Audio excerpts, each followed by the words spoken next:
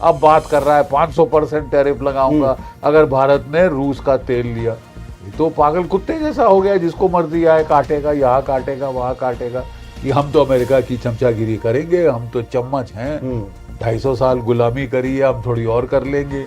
गोरों के तलवे चाटने की आदत है तो चलो साहब, ये गोरे नहीं यूके के तो यूएसए के गोरों के तलवे चाट लेंगे था। और हमारी आवाज इतनी सहमी हुई कि भाई ना करो ना, डोनाल्ड ट्रंप नाराज हो जाए, भाई तुम्हारी तो बहुत ज्यादा आबादी है, मरवाओ थोड़ी वो करो, मैं बैठ के ताली बजाऊं, अपनी ताइवान की प्रॉब्लम खत्म कर।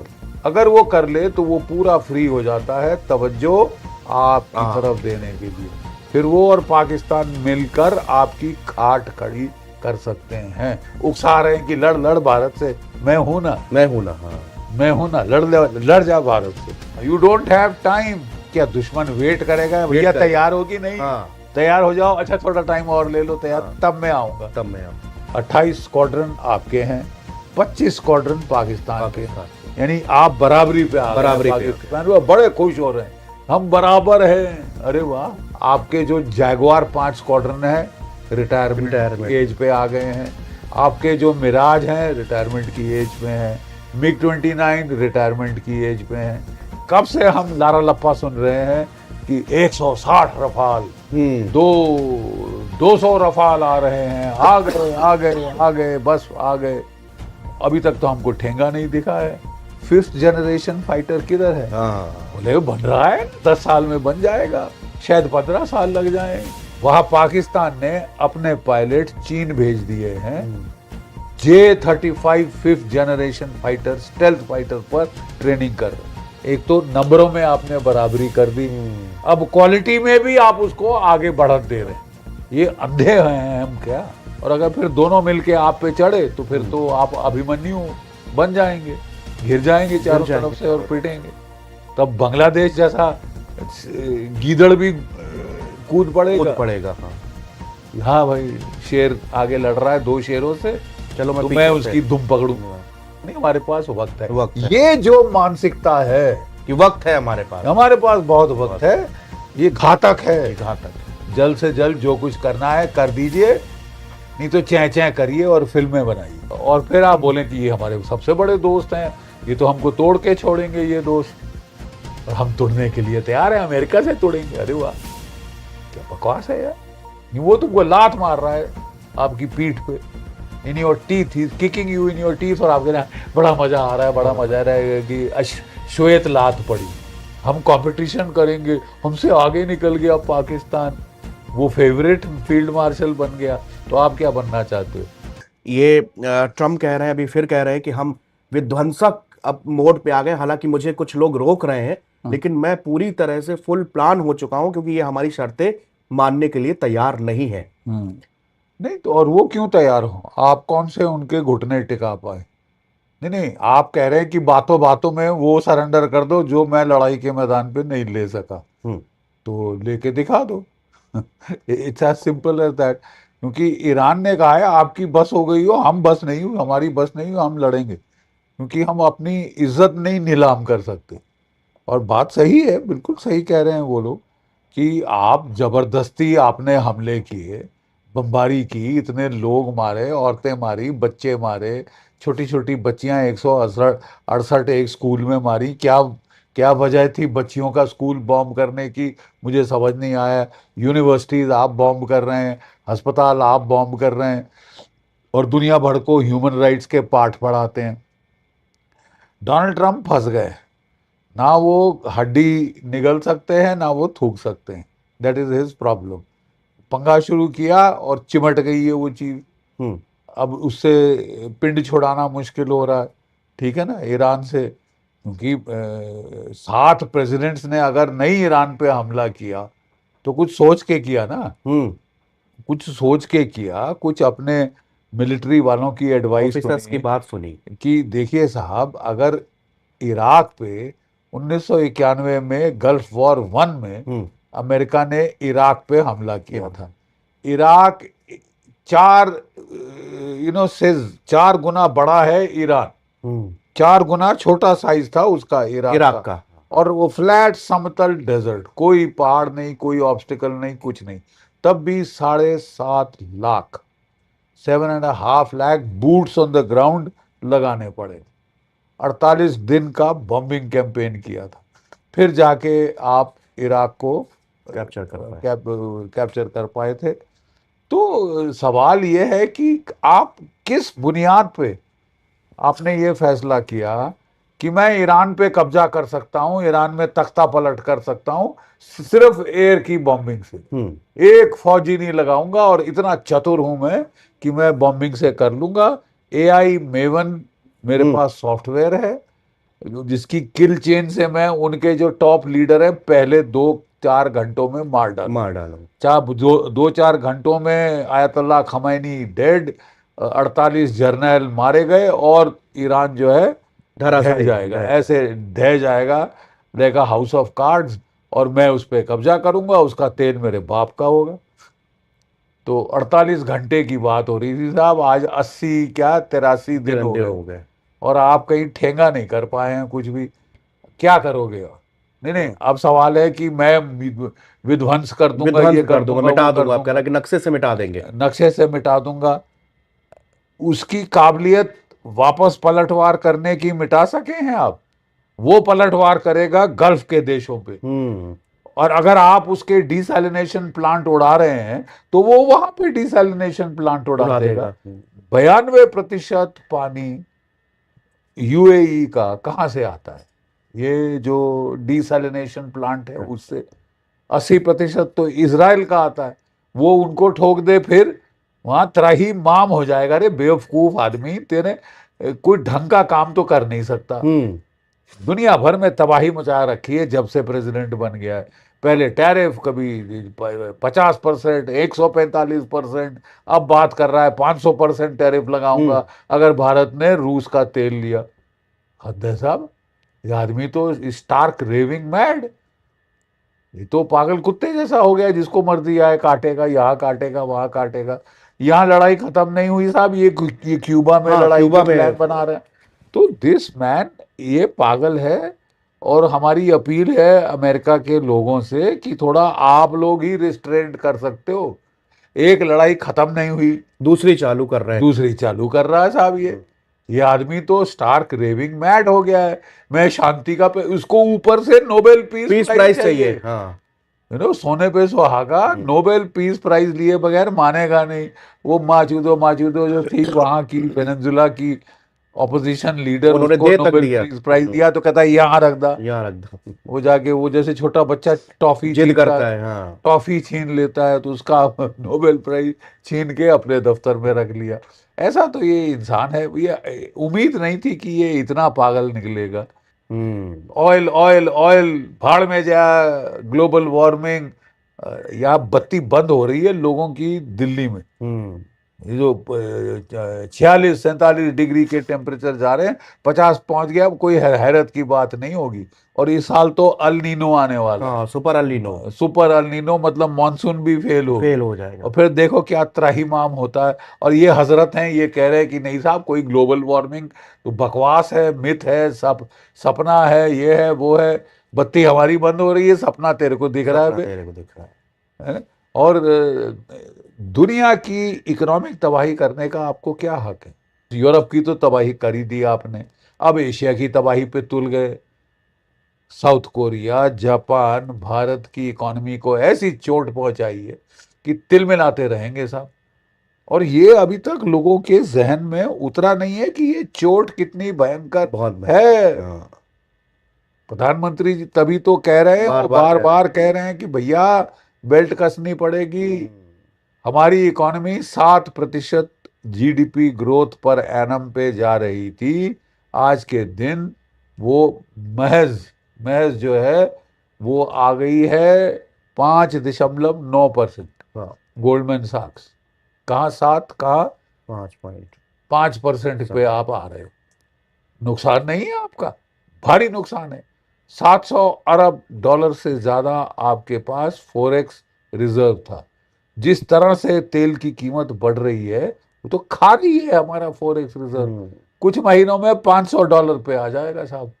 तभी तो मोदी जी कह रहे हैं कि विदेश मत जाओ भाई, सोना मत खरीदो, ठीक है, बाहर से वस्तुएं मत मत करो, अपनी बेल्ट टाइट करनी पड़ेगी, 4 days a week 5 days a week करो, दफ्तर घर से करो। जैसे कोविड का टाइम आ गया था, हाँ उतना बड़ा संकट है ये, अभी तक लोगों को समझ नहीं आया, नहीं तेल की कीमत क्यों बढ़ा रहे हैं, डूब जाएंगी तुम्हारी ऑयल कंपनियां, कहाँ तक हिट कहाँ तक है। ठहरेगी वो सहेंगी। ठीक है, और आपकी नहीं जी कुछ हुआ ही नहीं है, ऐसे कैसे कह सकते हैं? सर ये रुकेगा कैसे? मतलब अब समझ में नहीं आ रहा कि आप शक्तिशाली हो, पावरफुल हो, अभी आप क्यूबा में, आप कनाडा में, मतलब इसको रोकने का सर और कोई तरीका नहीं समझ में आता। देखिए, इसको रोकने का तरीका यही है कि हमने तो घुटने टेक दिए हैं साहब, कि हम तो अमेरिका की चमचागिरी करेंगे, हम तो चम्मच हैं, हम्म।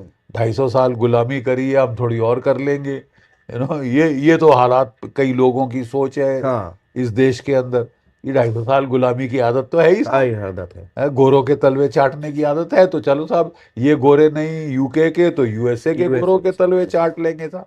डोनाल्ड ट्रंप की महिमा मंडन बेसरताज बादशाह बना देंगे उसको। लेकिन साहब, आप रूस को देखिए, चीन को देखिए, हम्म। ये दो देशों ने स्टैंड लिया, औकात दिखा दी जब चीन में गए, हाँ। औकात दिखा दी। ये है गरिमा, हम्म। सिविलाइजेशनल स्टेट है चीन, हम भी तो सिविलाइजेशनल स्टेट है। हम्म। हमारी गरिमा क्यों हम नीलाम करने पे लग गए?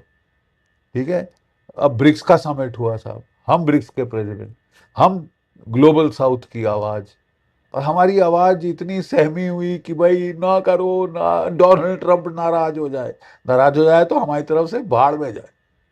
दुनिया को इसने तबाही के मंजर पे ले आया, इकोनॉमिक तबाही, रिसेशन, तो लिख के ले लीजिए।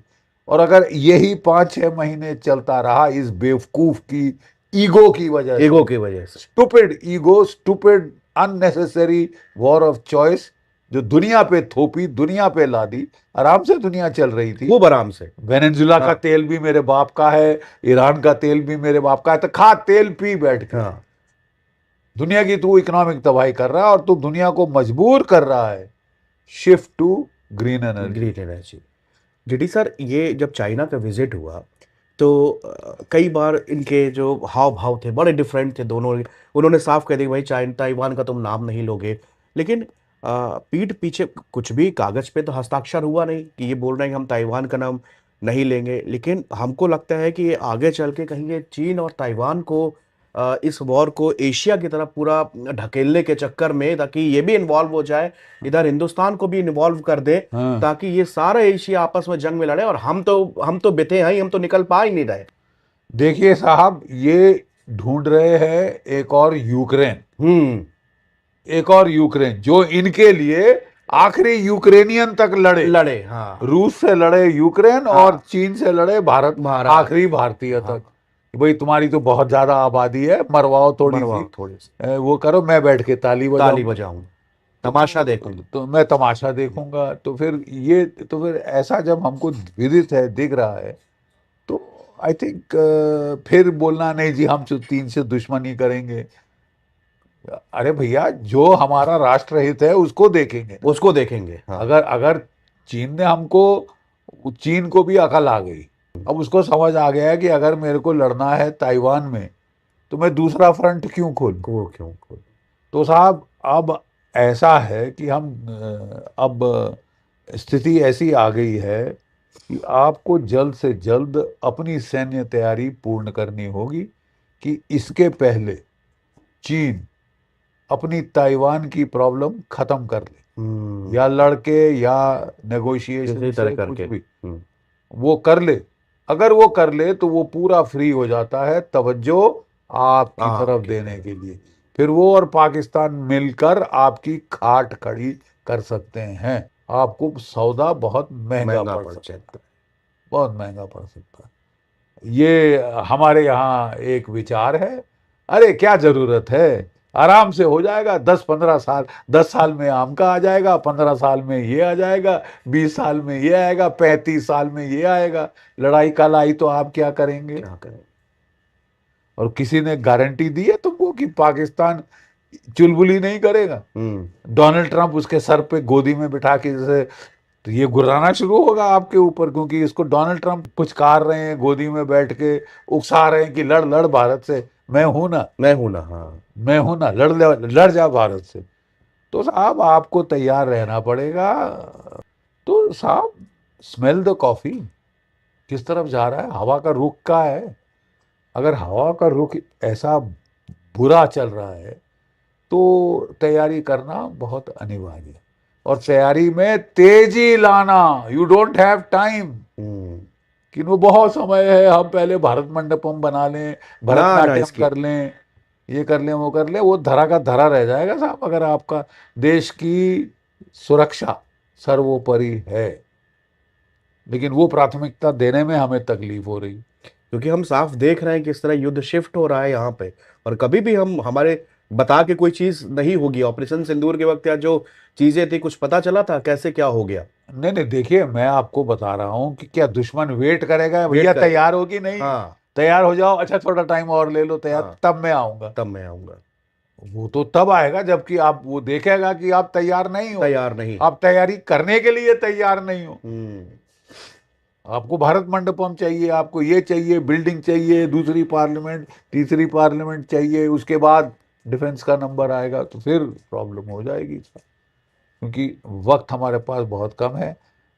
आई मीन दूर की बात क्यों, आपकी जो एयरफोर्स है आज के दिन 28 स्क्वाड्रन पे आ गई, हम्म। कागज के मुताबिक 42 स्क्वाड्रन होनी होनी। चाहिए। असली में देखा जाए तो कम से कम 50 से 60 स्क्वाड्रन होनी चाहिए।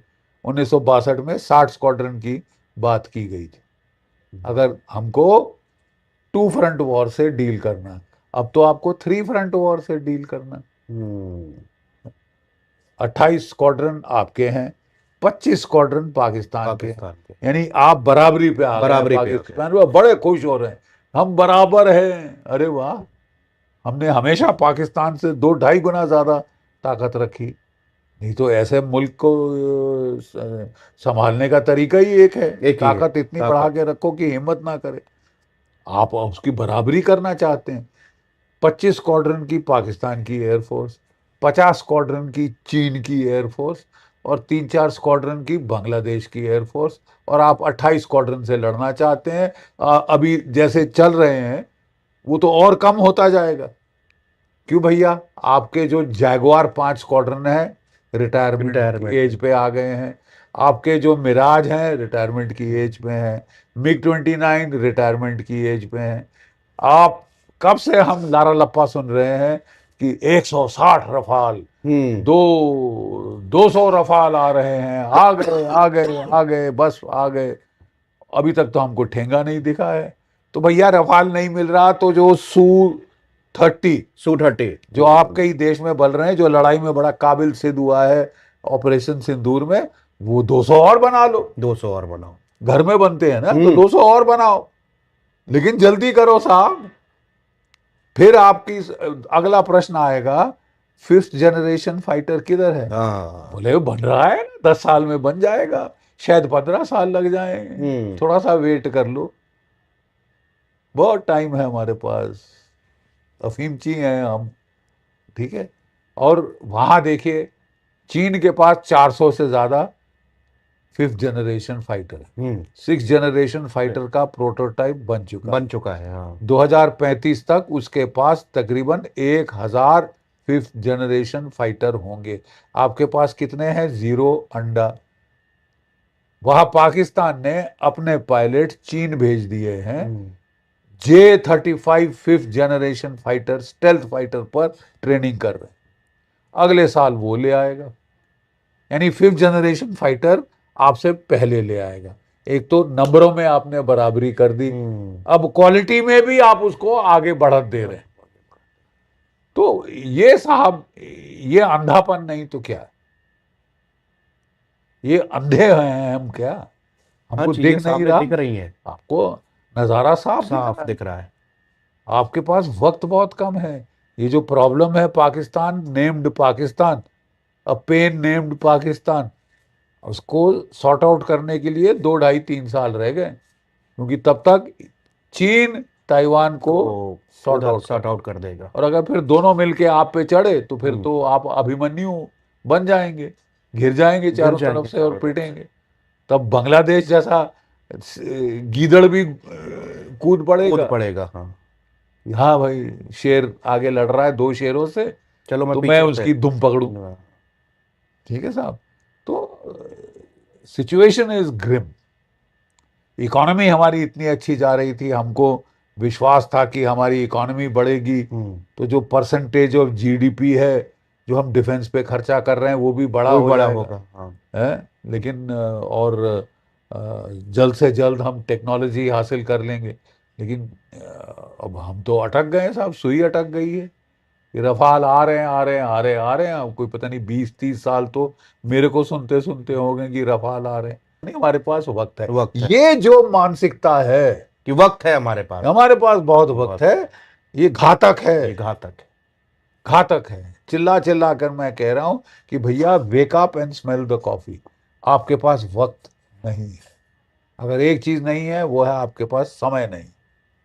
जल्द से जल्द तैयारी करिए, जल्द से जल्द जो कुछ करना है कर दीजिए, नहीं तो चै चै करिए और फिल्में बनाइए। फिल्में बनाइए। कभी कभी ये नहीं लगता जीडी सर कि चौतरफा तो हमारे अच्छे रिलेशन है, लेकिन बुरे वक्त पर हमारा साथ कौन देगा? अगर ऐसी सिचुएशन, अगर हम किसी के साथ, रशिया के साथ हमने खुल के कभी स्टैंड, हाँ यूएन में हमने वोटिंग में साथ नहीं दिया या हम वॉकआउट कर गए, वो चीज़ें अलग है। लेकिन जब अमेरिका का प्रेशर आया, हमने ऑयल लेना बंद कर दिया। तो कभी कभी पुतिन नहीं, सोचते तो होंगे इस तरह हाँ, से। नहीं नहीं नहीं नहीं, देखिए मैं हमेशा कहते आया हूं, अब लोग सुने ना सुने, अनसुनी करें, वो उनका हक है, अधिकार है। लेकिन रूस is a tried and tested friend. तो साहब ये याद रखो यार, अभी भी टेक्नोलॉजी कौन शेयर करता है, सोर्स कोड कौन शेयर करता है? फ्रांस तो मना कर रहा है रफाल की सोर्स कोड देने से। यानी आप अपने ब्रह्मोस, अपने अस्त्रा मिसाइल उस पर फिट नहीं कर सकते। उन्हीं के फिट करने होंगे, उन्हीं के खरीदने होंगे, बड़े जबरदस्त महंगे हैं। हम्म। ठीक है, तो कौन शेयर करने को तैयार है? तो आप उसी को दरकनार करो कि अमेरिका मेरा बड़ा दोस्त है, डोनाल्ड ट्रंप देखो मुस्करा दिया हमारी तरफ। दे रहे भाड़ में गई हाँ। उसकी मुस्कुराहट। 50% का ने टैरिफ लगाया। ठीक है, और उसके उसके उसके अब 500% की धमकी दे रहा है। धमकी दे रहा है, हाँ। तो ये हमारा दोस्त कहाँ से हुआ था? मुझे मुझे ये नहीं साहब बात, कोई मेरे को समझा दे, शायद मैं मंदबुद्धि हूँ।